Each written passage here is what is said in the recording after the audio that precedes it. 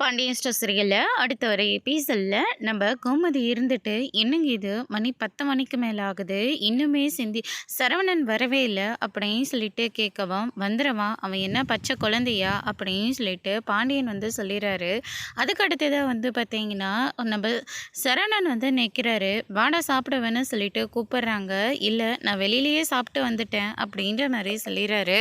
வெளியிலேயே சாப்பிட்டா ஒரு வார்த்தை நீ சொல்ல மாட்டியா, என்னடா பழக்கம் இதெல்லாம் அப்படின்னு சொல்லிட்டு திட்டிட்டு இருக்கிற போது பக்கத்தில் போனால் ட்ரிங்க்ஸு ஸ்மெல்லு வருது, என்னடா குடிச்சிருக்கியா அப்படின்னு சொல்லிட்டு கேட்கவும் எதுவுமே பேசாமல் அங்கேருந்து கிளம்பிடுறாங்க.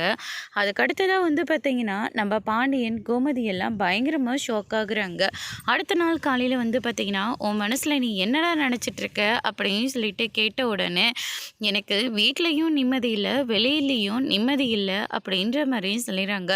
என்னடா நிம்மதி இல்லாமல் போயிடுச்சு உனக்கு அப்படின்னு சொல்லிட்டு கேட்கவும், எனக்கு தான் தங்கமயில் கூட வாழ இஷ்டம் இல்லை, எனக்கு பிடிச்ச அந்த பொண்ணு கூட சேர்த்து வச்சுருந்தானே சொல்கிறேன், ஆனால் யாருமே கேட்க மாட்டேன்றீங்களே அப்படின்னு சொல்லிட்டு சரவணன் சொன்ன உடனே, நீங்கள் பாரு சரவணா, இதுக்கு முன்னாடி மயில் தப்பு பண்ணியிருக்காதான், அதை நாங்கள் யாருமே இல்லைன்னு சொல்ல மாட்டோம்.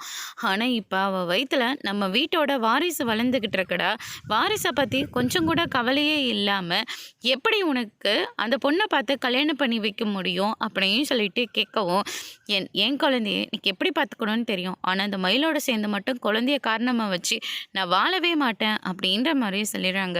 அதோடு இன்னைக்கான பிரம்ம முடிச்சிருக்கு.